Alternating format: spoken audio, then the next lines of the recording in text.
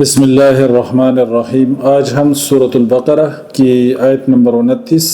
کا مفہوم بیان کریں گے۔ اعوذ باللہ من الشیطان الرجیم۔ هو الذی خلق لکم ما فی الارض جمیعا ثم استوى الی السماء فسواہن 7 سماوات وهو بكل شیء علیم۔ اللہ تعالیٰ نے فرمایا هو الذی، وہی اللہ ہے جس نے خلق پیدا کیا لکم تمہارے لیے، ما فی الارض جو کچھ زمین میں ہے، جمیعا سب کا سب، ثم استوى پھر وہ متوجہ ہوا الی السماء آسمان کی طرف، فسواہن چنانچہ اس نے ٹھیک کر کے بنا دیا انہیں 7 سماوات 7 آسمان، وہوا اور وہ بکل شیء ہر چیز کو علیم خوب جاننے والا ہے۔ اللہ تعالیٰ نے آسمانوں کو اور زمین کو تخلیق کیا، اور زمین کے اندر اللہ تعالیٰ نے جو چیزیں بنائی ہیں تو ان سے انسان استفادہ کر سکتا ہے، سوائے ان چیزوں کو جن کو اللہ تعالیٰ نے حرام قرار دے دیا۔ یعنی انسان کو اللہ تعالیٰ نے پیدا فرمایا ہے تو امتحان کے لیے، زمین کے اندر جو چیزیں ہیں انسان کے نفع کے لیے، فائدے کے لیے اللہ تعالیٰ نے بنائی ہیں، لیکن اس کو امتحان میں ڈالا ہے۔ جس چیز کو اللہ تعالیٰ نے حرام قرار دے دیا تو وہ پھر انسان نے ان چیزوں سے بچنا ہوگا۔ اور اس آیت سے انسان کا زمین کے اندر اشرف ہونا اور افضل ہونا بھی معلوم ہوتا ہے کہ جتنی چیزیں ہیں انسان کے نفع کے لیے اللہ تعالیٰ نے پیدا فرمائی ہیں۔ هو الذی خلق لکم ما فی الارض جمیعا، تو اس سے انسان کی افضلیت بھی معلوم ہوئی۔ اور اس آیت میں پہلے زمین کا تذکرہ ہے، پھر آسمان کا تذکرہ ہے۔ تو اس میں بعض مفسرین کہتے ہیں کہ اللہ تعالیٰ نے زمین کو پہلے تخلیق کیا، پھر آسمان کی طرف اللہ تعالیٰ نے قصد کیا، ان کو برابر کیا۔ اور سورۃ النازعات میں پہلے آسمانوں کا تذکرہ ہے، پھر زمین کا تذکرہ ہے۔ والارض بعد ذلک دحاھا، تو اس میں مفسرین کہتے ہیں کہ پہلے زمین کو تخلیق کیا گیا، پھر آسمانوں کو برابر کیا، اور اس کے بعد زمین کو،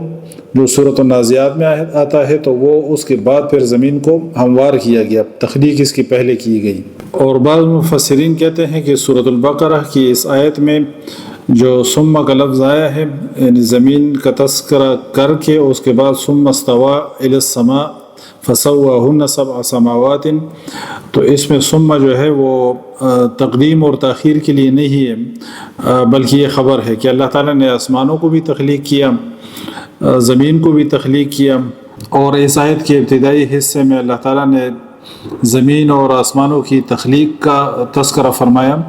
اور اس آیت کے آخری حصے میں اللہ تعالیٰ فرماتے ہیں کہ وَهُوَ بِكُلِّ شَيْءٍ عَلِيمٌ، اور وہ ہر چیز کو خوب جاننے والا ہے۔ جس طرح کہ ہم نے پہلے بھی کئی دفعہ بیان کیا اس کو، کہ قرآن میں کئی مقامات کو اللہ تعالیٰ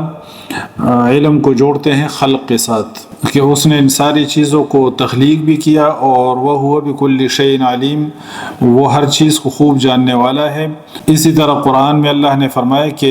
أَلَا يَعْلَمُ مَنْ خَلَقَ، کیا وہ بھی نہ جانے جس نے پیدا کیا، وَهُوَ الْخَلَّاقُ الْعَلِيمُ، کہ اللہ تعالیٰ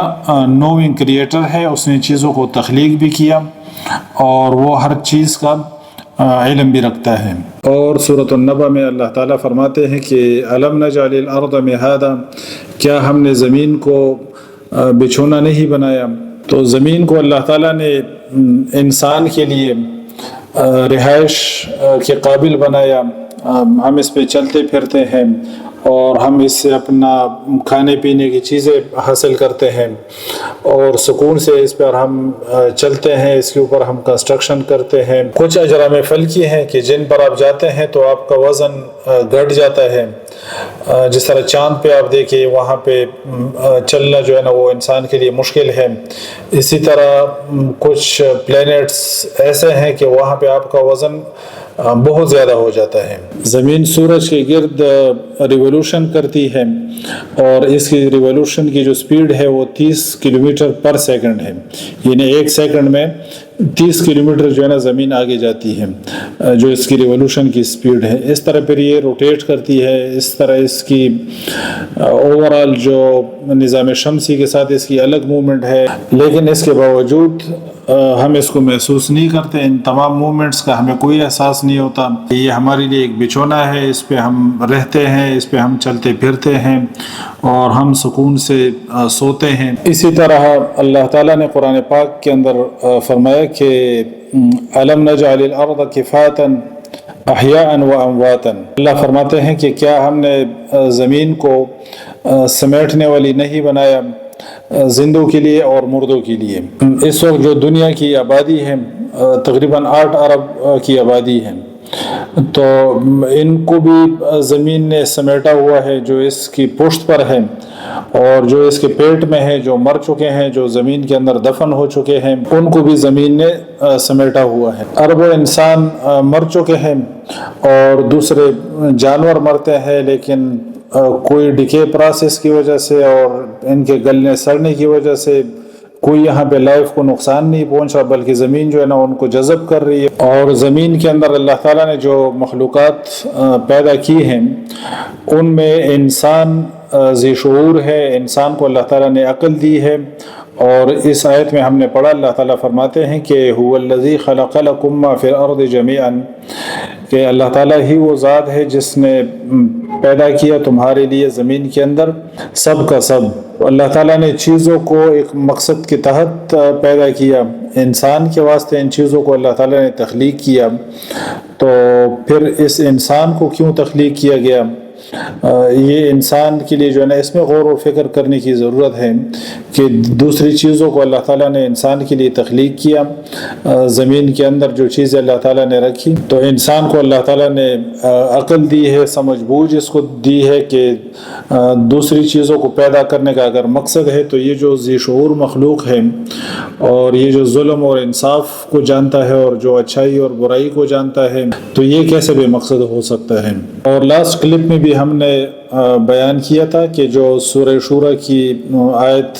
کے مفہوم میں جو ہم نے بیان کیا تھا کہ جو دوسرے اجرام فلکی ہے ان میں بھی بعض کے اندر زندگی کا امکان ہے کہ وہاں پر اللہ تعالیٰ نے مخلوقات پیدا کی ہے اور اللہ تعالیٰ ان کو بھی پالنے والا ہے، ان کو پیدا کرنے والا ہے۔ اللہ تعالیٰ فرماتے ہیں کہ أَلَمْ نَجْعَلِ الْأَرْضَ كِفَاتًا، کہ کیا ہم نے زمین کو سمیٹنے والی نہیں بنایا، احیاء و امواتن، زندوں کے لیے اور مردوں کے لیے۔ اور اللہ تعالیٰ فرماتے ہیں کہ منہا خلقناکم، اس میں سے میں نے تمہیں پیدا کیا، وفیہا نعیدکم، اور اس کے اندر میں تمہیں لوٹاؤں گا، ومنہا نخرجکم تارۃ اخری، اور پھر دوبارہ میں تمہیں اس زمین کے اندر سے اٹھاؤں گا، دوبارہ تمہاری ریزریکشن ہوگی۔ تو اس زمین کے اندر جو اللہ تعالیٰ نے حقائق رکھے ہیں، جو فائدے رکھے ہیں، اور اس کو اللہ تعالیٰ نے جس طرح بیان کیا اور جس طرح اللہ تعالیٰ نے اس کو بنایا، سب سے پہلے تو اس کو سمجھنے کی ضرورت ہے، اور سب سے پہلے یہاں پہ امن اور سکون کی ضرورت ہے کہ ہم پہلے یہاں پہ امن سے اور سکون سے رہیں۔ تو یونیورس کو ایکسپلور کریں اور اس کو ہم اپریشیٹ کرتے ہیں، لیکن سب سے پہلے جو ضرورت ہے وہ زمین کو سمجھنے کی ضرورت ہے، اور اس سے شر اور فتنہ اور فساد اس کو ختم کرنے کی ضرورت ہے۔ اس پر ہمیں زیادہ توجہ دینے کی ضرورت ہے۔ اللہ تعالیٰ سمجھنے کی، عمل کرنے کی توفیق نصیب فرمائے۔ سبحانک اللہم و بحمدک، اشہد ان لا الہ الا انت، استغفرک و اتوب الیک۔